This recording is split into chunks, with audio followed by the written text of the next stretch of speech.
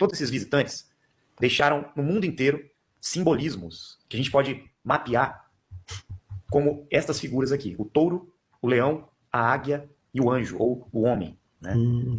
Vocês devem ter encontrado isso em várias partes, inclusive em algumas igrejas, né, que foram associadas aos 4 evangelhos também. Sim.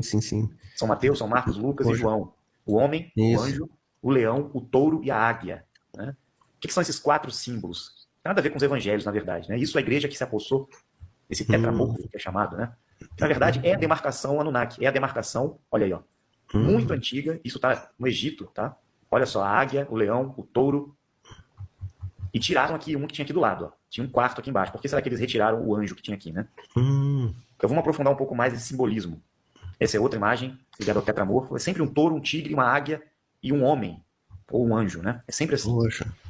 Esse símbolo, que está relacionado ao dragão, ele foi muito conhecido na China antiga, na China imperial, que era o símbolo do clã de um Anunnaki, chamado Enki.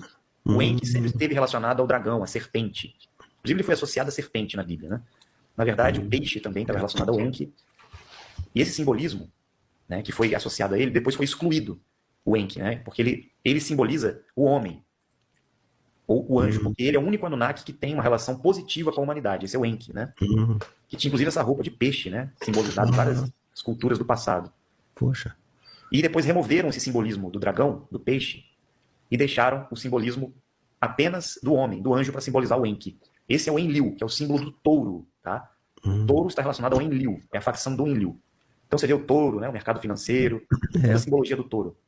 É o Enlil, é o clã do Enlil na Terra. Esta é Inanna. Inanna, uma das irmãs dos Anunnaki também, irmã do Enlil e do Enki, tem seus simbolismos na Terra, da águia, e ela também estava sempre junto com o Enki, trabalhando em parceria com o Enki em alguns momentos, né? A Inanna.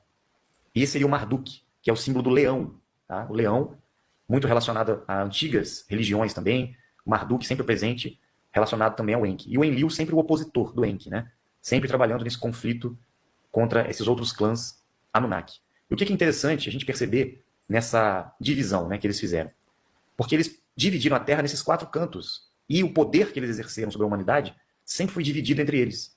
Então, para a gente entender o contexto hoje, geopolítico, a gente vai perceber que tem um 5º grupo atuando, que são aqueles Igigis, aquele grupo que, na verdade, eram trabalhadores dos Anunnaki, aqueles que tinham o poder sobre eles. E eles se espalharam pela Terra e implementaram os seus movimentos ditos hoje, né, como de esquerda, que vem desses grupos Igigis. Tá, reptilianos, digamos, para entender melhor, seriam os reptilianos. Aqueles feiosos ali que nós vimos, né, aqueles bem feiosos. E eles que estão por trás de toda essa manipulação hoje da agenda do governo oculto. Já o Enlil, que é um dos Anunnaki principais, ele também fez um papel meio opositor à humanidade durante muitos anos, né, muito tempo. Em contrapartida do Enki, que sempre quis proteger e ajudar a humanidade. Sempre tentou atuar dentro de setores que facilitassem as coisas para a humanidade. Então sempre foi isso que aconteceu. A Inanna também, né? Mas todos eles queriam poder. Todos eles queriam conquistar esse território. Só que alguns queriam que a humanidade fosse prejudicada. E outros queriam proteger a humanidade para que fossem servos mais obedientes, né? Então esse simbolismo é muito interessante a gente pesquisar mais, né, sobre esses símbolos antigos, porque tem muita coisa aí pra gente entender.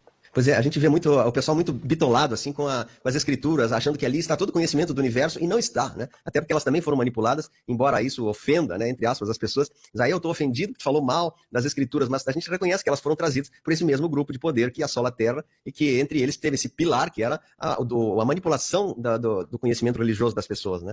Então muitas das coisas que a gente vê hoje, né? Então a gente vê também que no Velho Testamento, muitas vezes quando diziam, né, Deus, eles estavam se referindo a Enki, Enlil, então não é mesmo? Então, o Velho Testamento Sim. O Enki sempre fazendo o papel do deus bondoso, protetor, né? E o Enlil sempre lutando contra esse trabalho do Enki, porque ele queria escravos. O Enlil, ele é muito conquistador, né? Guerras, é o deus da guerra, é territorial. Ele é sempre muito contra essa questão de trazer proteção para a humanidade. Ele queria explorar a Terra e ter conquista de território. Então o Enlil sempre foi o deus que queria punir a humanidade. Vingativo, ciumento, raivoso. Já o Enki não. O Enki queria proteger, porque o Enki participou da criação da humanidade, do corpo adâmico. Ele ajudou nessa manipulação genética, né? E ele estava em parceria com os deuses superiores, com os seres da luz, né? Então, no Velho Testamento, quando, tipo assim, o Moisés recebia uma ordem, mate todos os filisteus, mate todo mundo, né? E era Enlil com aquele poder, a força negativa, para mais ou menos era isso, então? Todas as vezes nós vamos encontrar Deus, entre aspas, interagindo com a população, exigindo morte, vingança, sacrifício, sangue, essas coisas não tem nada a ver com Deus e com os seres superiores. Isso é coisa dos Anunnaki, do Enlil, desses grupos aí, Igigis, né? Agora, se a gente for trazer, sempre quando existe uma intervenção de Deus, mas com ensinamentos, conhecimento, educação, instrução, proteção, zelo. Aí nós estamos falando da presença dos seres e do Enki, sempre buscando civilizar e educar e proteger. O Enki, ele traz muito essa questão do patriotismo, né, dos valores de família. O Enki, ele é muito nessa onda que a gente vê da direita. Já o Enlil, ele puxa mais para um lado, junto com os Igigis, para centro-esquerda, né? Então, essa divisão geopolítica, ideologias, é tudo manipulação deles. Veio tudo deles isso aí, né? Inclusive, eles manipularam as religiões, porque as religiões institucionalizadas pelos homens teve interferência deles. Essa distorção toda que houve, né? Infelizmente. Só que a origem das religiões tinha nada a ver com eles. Tinha a ver com a presença de seres divinos na Terra. Né? Divinos na Terra. Aqui, quanto conhecimento é incrível, né? Como a gente foi enganado, quanto mais a gente estuda, mais a gente sente como foi